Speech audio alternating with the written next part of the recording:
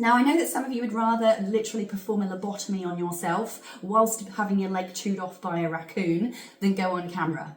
However, I'm telling you now, in the age of AI, people are going to trust video way more than they're going to trust text. And as always, human to human communication is always going to be the most effective. So I do recommend that you get over yourself, you take a deep breath, and you remember that you've been speaking to human beings your whole entire life. That barrel of a lens is not going to kill you. And turning your camera on and pressing record, you can use editors today that will make you look sexy, give you longer eyelashes, give you some more hair, whatever you feel like you gotta do, right?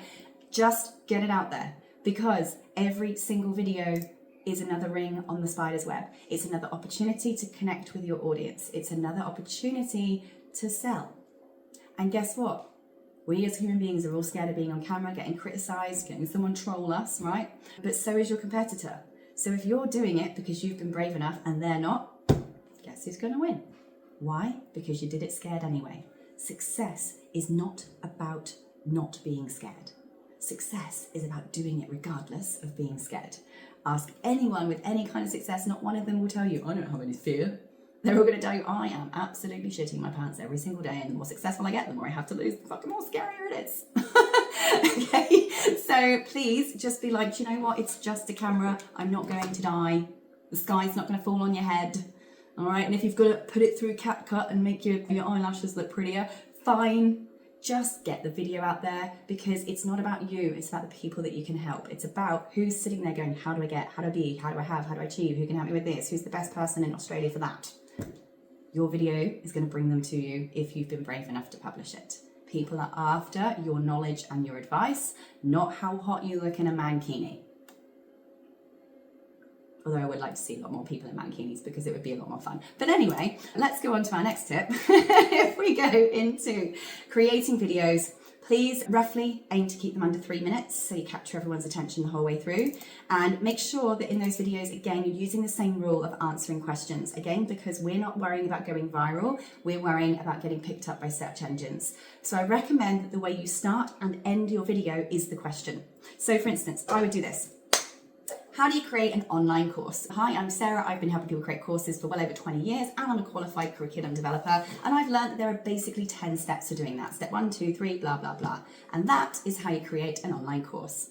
Bam. You start it with the question, you end it with the question. Why? Because Google, because the AIs transcribe all of them, and in the background of these videos, of this content, it can read the content. So it helps AI and SEO actually know what your video is about. I know, Big Brother's out there, but when you understand it, you can see how Big Brother's actually your friend, not your enemy. Very cool. Make sure you add captions. Did you know that 80% of people watch videos with the sound off? So if you don't have captions on all your videos, you're actually losing 80% of your audience. And remember that only 1 to 3% of them convert. We need that 80%. So please add captions. I have loads of training on how to do that inside my Legends Lab, but you can use CapCut, you can use the actual apps like TikTok and Instagram themselves. They actually all have caption adding features inside them. And there's also tools like Descript, another one that I absolutely love, but please just make sure that you do that and that they're well lit, and that the sound doesn't sound like you're speaking from the bottom of a tin of baked beans. Now, FYI with phone videos today, the more natural and real they are, the more they actually get seen and looked at. I know I used to spend a lot of time putting on the suit, looking all profesh, and actually they flop compared to the ones where I've got my hair in a mum bun, the kids are running around, and I'm just walking around the kitchen with the phone just going, I've had a question come in from David today, and he's asked, what tools do I use to film my course? Blah, blah, blah, blah, while I'm making a coffee. And then I just upload it, literally like that, without fussing around with it at all. Those videos get more views and attention and shares than the ones that I lovingly worked hard over and even brushed my hair for.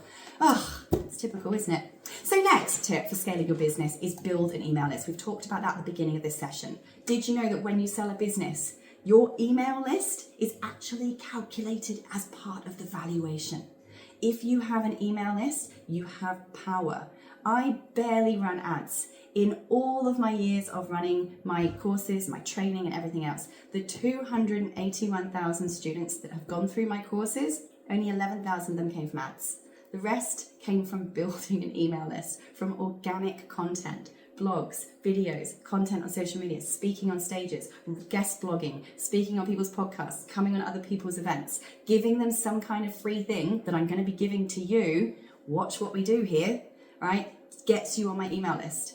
I now have an asset of my own. I can now nurture you and sell to you behind the scenes, and watch how I do it, by the way, when you join my email list, because what I do works. It's been doing it that way for years.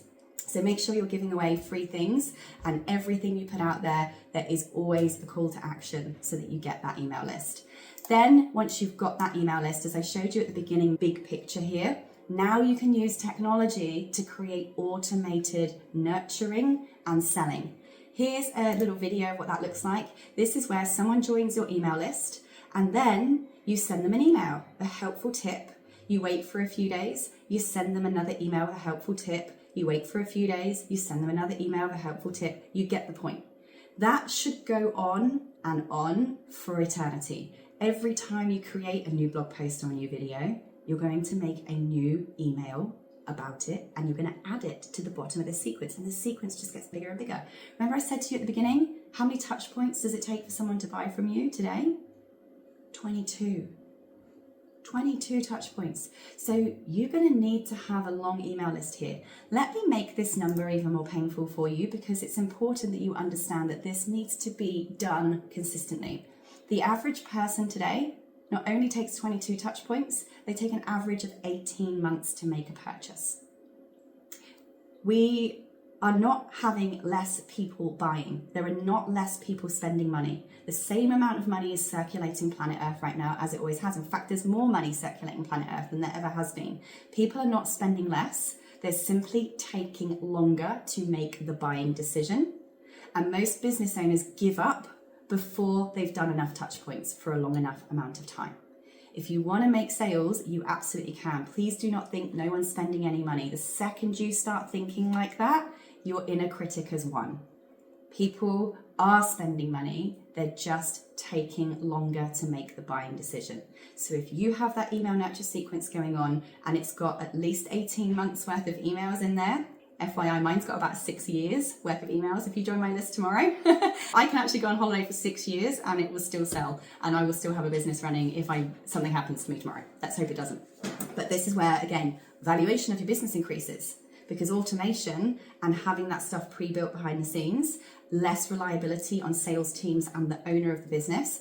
This is why I had such a high valuation of my company, because of the fact that those things are in place. If I do get hit by a bus tomorrow, the business can still operate without me and still make sales without me physically here.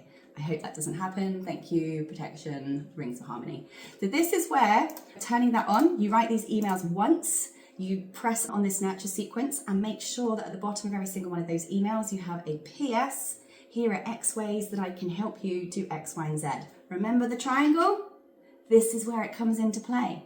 Here's a cheap thing, here's a middle price thing, here's an expensive thing. Here are X ways I can help you do that. This is where these helpful emails not only position you as a really helpful person, but they are constantly, every single time, reminding people of the way that you can help them do that thing, get that outcome, have that product in place.